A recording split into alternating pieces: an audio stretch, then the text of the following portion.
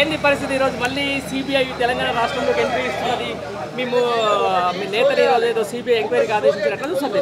ఇది నిజంగా దురదృష్టకరం. ఇవాళ తెలంగాణ ప్రభుత్వం, కాంగ్రెస్ ప్రభుత్వం ఇందిరమ్మ రాజ్యం అని పేరు చెప్పి ఇవాళ రాక్షస రాజ్యం ఈ తెలంగాణ ప్రాంతంలో నడుస్తుంది. నిజంగా ఈ రేవంత్ రెడ్డి నిజంగా ఒక నియంతలాగా ఈ తెలంగాణ ప్రాంతంలో పరిపాలన చేస్తుండు.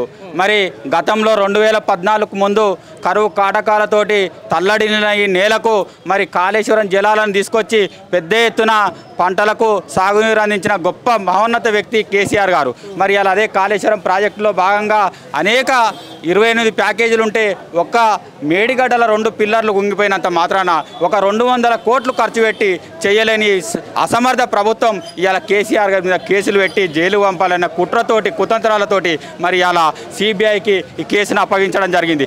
ఎన్ని అవాంతరాలు ఎదురైనా, ఎన్ని కేసులు పెట్టినా, ఎన్ని కుట్రలు కుతంత్రాలు చేసినా ఒక కడిగిన ముత్యం వల్లే మన కేసీఆర్ గారు మళ్ళా నీతి నిజాయితీతోటి వస్తాడని ఈ తెలంగాణ ప్రాంతం ఈ కార్యకర్తల నాయకులు అందరం కూడా నమ్ముతున్నాం.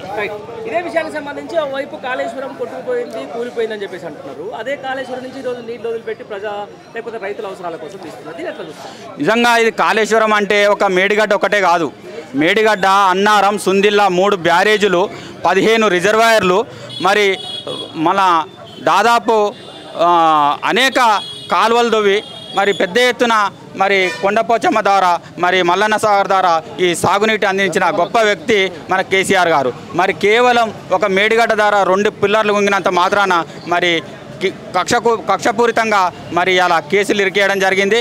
మరి కాళేశ్వరం ప్రాజెక్టు ద్వారా ఇవాళ మన కమిషన్ ఏదైతే ఇచ్చిందో ఆ కమిషన్లోనే తెలిసింది దాదాపు 36 లక్షల ఎకరాలకు సాగునీరు అందిందని కమిషన్లే మరి ఘోష్ కమిషన్ చెప్పడం జరిగింది. మరి అన్నీ తెలిసి కూడా కేవలం ఈ కాంగ్రెస్ నాయకులు అబద్ధాలు ప్రచారం చేసుకుంటా ఏమున్నా ఇది ఎల్లంపల్లికి వెళ్ళి వస్తుంది, ఎల్లంపల్లి నీళ్ళు వస్తున్నాయి అంటారు. కానీ ఎల్లంపల్లిని కూడా పూర్తి చేసింది కేసీఆర్ గారే.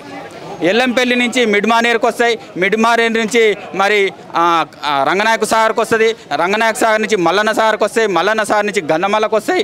మరి మళ్ళీ ఈ రకంగా మరి తెలంగాణ ప్రాంతం మొత్తం 22 జిల్లాలకు సాగునీరు అందించే విధంగా కాళేశ్వరం ప్రాజెక్టు ఉంది. ఇది కేవలం కుట్రనే. ఈ కుట్రలన్నీ ఛేదిస్తామని సందర్భంగా తెలియజేస్తుంది.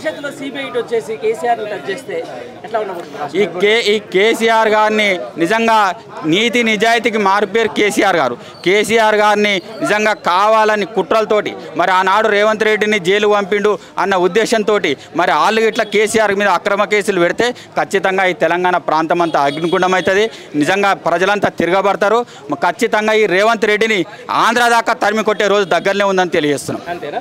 నిన్న మాట్లాడుతూ ఆయన ఏమంటాడు, సిబిఐ విచారణకు సంబంధించిన దాని మీద నిష్పక్షపాతంగా జరగాలి, అవసరమైతే సీఎం కూడా అప్పుడు ఉన్నటువంటి ముఖ్యమంత్రి కేసీఆర్ కూడా జైల్లో పెట్టాలని చెప్పేసి అంటే నిజంగా జనాలు నమ్ముతున్నారు అది కాళేశ్వరం కూలిపోయిందని. ఇది కేవలం కక్ష సాధింపులో భాగంగానే ఇది ఒక 200 కోట్లు ఖర్చు పెట్టి దాన్ని బాగా చేసేది వదిలిపెట్టి కేవలం ఈ కేసీఆర్ని తెలంగాణ ప్రభుత్వాన్ని, గతంలో ఉన్న ప్రభుత్వాన్ని బదనాం చేయాలనే కుట్రలు కుతంత్రాలతోటి మరి ఈ రకంగా చేస్తారు. తెలంగాణ సమాజం అంతా గమనిస్తుంది. విద్యావంతులు, మేధావులు, కళాకారులు, కవులు అందరూ కూడా ఒకసారి ఆలోచన చేయాలి. ఈ రేవంత్ రెడ్డి ఏదైతే దుర్మార్గంగా ప్రవర్తిస్తుండో ఖచ్చితంగా రాబోయే రోజుల్లో స్థానిక సంస్థల ఎన్నికలనే కావచ్చు, రాబోయే రోజుల్లో ఖచ్చితంగా ఓటు ద్వారా వీళ్ళకి బుద్ధి చెప్పే రోజు తొందరనే ఉందని తెలియజేస్తున్నాం.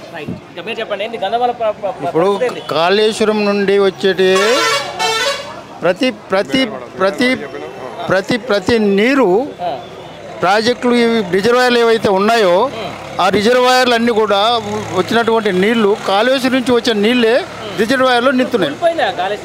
కాళేశ్వరం నీరు ఊడిపోతే అదే సీఎం, అదే ఆలేరు ఎమ్మెల్యే బీర్లా ఎలయ్య గారు వీళ్ళంతా వచ్చి గంధమల్లకు నీళ్ళు ఎక్కడి నుంచి తెచ్చిచ్చారు. ఎందుకున్నారు? వాళ్ళకి తెలవాలి. మరి రీసెంట్ ఇదే ఇప్పుడు గంధమల్లకు నీళ్ళు వచ్చి కూడా ఒక 1-2 నెలలు కూడా కాలేదు. గంధమల్లకు నీళ్ళు ఎక్కడి నుంచి వస్తున్నాయి? గోదావరి నీళ్ళే కదా అక్కడికి వచ్చేది. ఇప్పుడు గంధమల్లకు వచ్చే నీళ్ళు గోదావరి నీళ్ళే కదా. గోదావరి నీళ్ళు అంటే కాళేశ్వరం నుంచి వచ్చేటే కదా, వేరే సపరేట్ రిజర్వాయర్ లేదు కదా, అక్కడి నుంచి రిజర్వాయరే కదా. మరి గంధమల్లో సీఎం గారు వచ్చే ఆ గంధమల్లో నీరు కూలిపోయిన ప్రాజెక్ట్ నుంచి నీళ్ళు ఎలా వచ్చినాయి, గంధమల్ల ఎలా నీళ్ళు నింపారు, అది ప్రజలు ఆలోచించాలి. ఈ దుర్మార్గమైనటువంటి కాంగ్రెస్ ప్రభుత్వాన్ని పారదోలినప్పుడే మళ్ళీ రాష్ట్రం బాగుపడుతుంది తప్ప ఎప్పుడు గతంలో 70 సంవత్సరాల నుంచి కాంగ్రెస్ ప్రభుత్వము తెలంగాణ ఉమ్మడి ఆంధ్రప్రదేశ్లో పరిపాలించి మళ్ళీ అదే దుర్మార్గమైనటువంటి తప్పుడు విధానాలతోటి కాంగ్రెస్ పార్టీ అధికారంలో వచ్చినా కానీ అది ఎక్కువ రోజులు నిలబడదు. తప్పుడు విధానాలతోటి తప్పుడు మాటలు చెప్పి మోసం మాటలు చెప్పి దొంగ మాటలు చెప్పి ఓట్లు వేయించుకొని అతి తక్కువ మెజార్టీతోటి గెలిచింది తప్ప ఎక్కువ మెజార్టీతోటి ప్రజలేమో వాళ్ళని ఆశీర్వదించలేదు. దొంగ ఓట్లతోటి తప్పుడు ఓట్లతోటి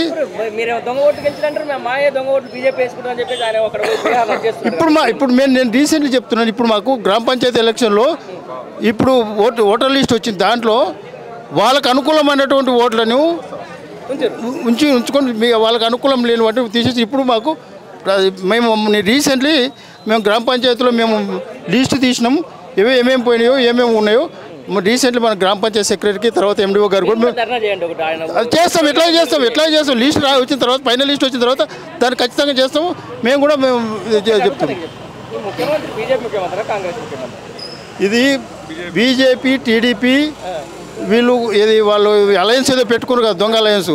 ఆ దొంగ అలయన్స్లో ఆ మహాకూటమికి ఏ కూటమి, ఆ మహాకూటంలో ఈయన వన్ ఆఫ్ ద దొంగ నెంబర్ ఈయన ఒరిజినల్ నెంబర్గా దొంగ ఎమ్మెల్యే సీఎంకి వచ్చిండు.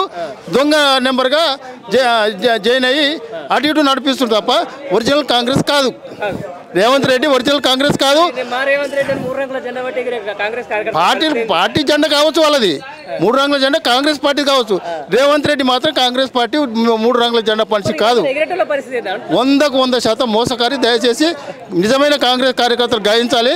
ఆ మోసం మనిషిని ఎమ్మటే ఎంత తొందరగా మీరు ఆ పార్టీ నుంచి పంపిస్తే మీ పార్టీలో పడుతుంది అని ఈ సందర్భంగా తెలియజేసి లేదు. కడమంచి కుమార్. ఎందుకంటే ఇప్పుడు వీళ్ళు కాంగ్రెస్ వాళ్ళు హామీలు ఇచ్చిర్రు, గెలిచిర్రు.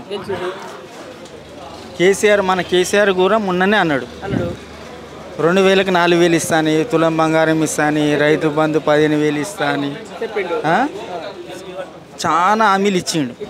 ఇచ్చినాక జనాలు ఏమైందంటే మోసపోయారు, ఓట్లు వేసారు. సరే మోసపోయినందుకైనా మీరు కనీసం వాళ్ళ వరకైనా మీరు చెయ్యాలి.